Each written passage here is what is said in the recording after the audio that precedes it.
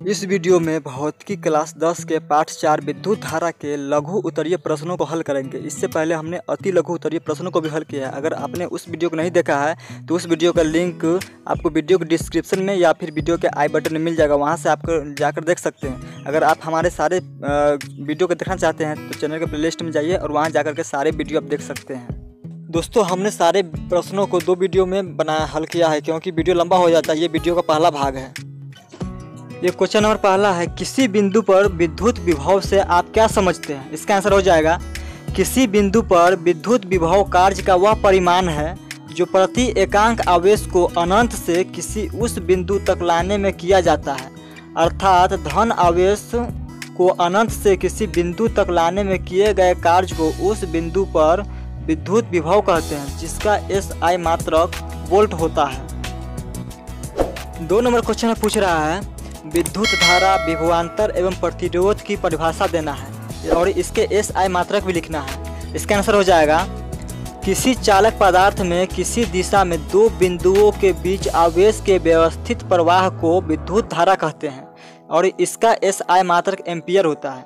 अगला है विभवांतर, प्रति एकांक आवेश को एक बिंदु से दूसरे बिंदु तक ले जाने में किया जाने वाला कार्य विभवांतर कहलाता है और इसका SI मात्रक वोल्ट होता है। अगला है प्रतिरोध, किसी पदार्थ का वह गुण जो उससे होकर धारा के प्रवाह का विरोध करता है, उस पदार्थ का विद्युत प्रतिरोध या केवल प्रतिरोध कहलाता है और प्रतिरोध का SI मात्रक ओम होता है। 3 नंबर क्वेश्चन है, किसी तार का प्रतिरोध 1 ओम है। इस कथन का क्या अर्थ है? इसका आंसर हो जाएगा, यदि किसी चालक का प्रतिरोध 1 ओम हो तो इसका मतलब यह है कि उस चालक के सिरे पर 1 वोल्ट का विभवांतर लगाने से चालक में 1 एम्पियर की धारा प्रवाहित होगी। 4 नंबर क्वेश्चन है, किसी चालक के सिरों के बीच विभवांतर किस प्रकार बनाए रखा जा सकता है? इसका आंसर हो जाएगा, इसके लिए सेल या बैटरी के दोनों ध्रुवों को चालक के दोनों सिरों से जोड़ा जाता है और बैटरी के आंतरिक रासायनिक अभिक्रिया द्वारा सेल के दोनों ध्रुवों के बीच विभवांतर बनाए रखा जाता है। 5 नंबर क्वेश्चन है, विद्युत धारा की प्रबलता की परिभाषा दे। इसका आंसर हो जाएगा, किसी चालक के किसी अनुप्रस्थ काट को पार करने वाली विद्युत धारा की प्रबलता उस अनुप्रस्थ काट से गुजरने वाली प्रति एकांक समय में प्रवाहित होने वाले आवेश का परिमाण है। 6 नंबर क्वेश्चन है, विद्युत धारा क्या है? इसका समीकरण एवं मात्रक लिखना है।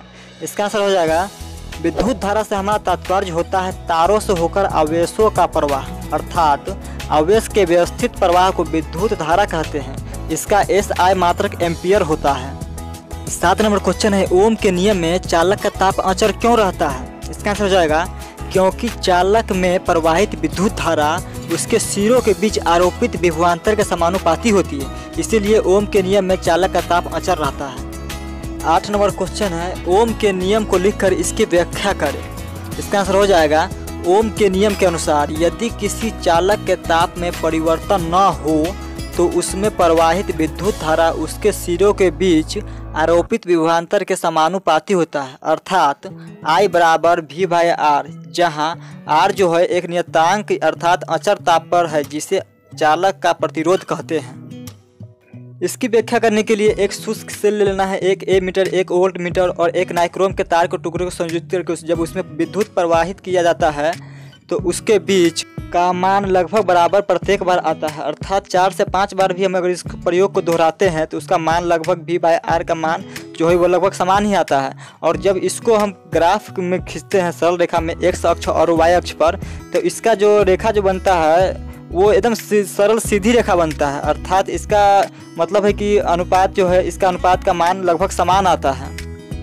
क्वेश्चन नंबर 9 है, किसी परिपथ में कई प्रतिरोधकों को श्रेणी क्रम में जुड़ा कब कहते हैं? इसका आंसर हो जाएगा, जब प्रतिरोधकों के समूहन में प्रयुक्त प्रत्येक प्रतिरोधक के से समान धारा प्रवाहित होती है तथा समूहन के दोनों सिरों के बीच का विभवांतर प्रत्येक प्रतिरोधक के सिरों के बीच के विभवांतर के योग के बराबर होता है, तब प्रतिरोधकों को श्रेणी क्रम में जुड़ा कहा जाता है। 10 नंबर क्वेश्चन है, किसी परिपथ में कोई प्रतिरोधकों को समांतर क्रम में जुड़ा कब कहते हैं? इसका आंसर हो जाएगा जब सभी प्रतिरोधकों के सिरों के बीच एक ही विभवांतर होता है, लेकिन उसके प्रतिरोधों के मान के अनुसार उनमें भिन्न भिन्न धारा प्रवाहित होती है, तब प्रतिरोधकों को समांतर क्रम में जुड़ा कहा जाता है। अगला क्वेश्चन है 11 नंबर क्वेश्चन है, प्रतिरोध की उत्पत्ति का क्या कारण है? इसका आंसर हो जाएगा चालक के भीतर उपस्थित मुक्त इलेक्ट्रॉन सभी दिशाओं में विचरण करते रहते यानी घूमते रहते हैं, जिसके कारण एक दिष्ट धारा में गतिशील इलेक्ट्रॉन के मान में अवरोध उत्पन्न होता है। यही अवरोध प्रतिरोध की उत्पत्ति का मुख्य कारण है। 12 नंबर क्वेश्चन है, प्रतिरोधों का समूहीकरण क्या है? विद्युत परिपथ के साथ वर्णन करना है। इसका आंसर हो जाएगा जब 2 या 2 से अधिक प्रतिरोधकों को एक दूसरे से कई विधि द्वारा जोड़ा जाता है तो इसको प्रतिरोधकों का समूहीकरण कहते हैं। 13 नंबर क्वेश्चन है, ए मीटर एवं वोल्ट मीटर के उपयोग को बताएं। इसका आंसर हो जाएगा ए मीटर के द्वारा किसी विद्युत परिपथ की धारा की प्रबलता मापी जाती है तथा इसे हम श्रेणी क्रम में जोड़ा जाता है, जबकि वोल्ट मीटर के द्वारा किसी विद्युत परिपथ के किन्हीं 2 बिंदुओं के बीच के विभवांतर को मापा जाता है तथा इसे हम समांतर क्रम में जोड़ते हैं। 14 नंबर क्वेश्चन है, किलोवाट घंटा क्या है? इसका मान लिखना है। इसका आंसर हो जाएगा विद्युत ऊर्जा की खपत की माप के लिए जूल एक छोटा मात्रक है। इसके लिए किलोवाट घंटा का उपयोग किया जाता है, अर्थात 1 किलोवाट घंटा बराबर 3.6 गुने 10 के पावर -6 होगा। यहाँ पर -6 दे दिए, पावर में है वो आप लोग समझ जाइएगा। अगला क्वेश्चन 15 नंबर है, प्रतिरोध क्या है? इसका SI मात्रक लिखिए। इसका आंसर हो जाएगा किसी पदार्थ का वह गुण जो उससे होकर धारा के प्रवाह का विरोध करता है, उस पदार्थ का विद्युत प्रतिरोध या सिर्फ प्रतिरोध कहलाता है। इसका SI मात्रक ओम है।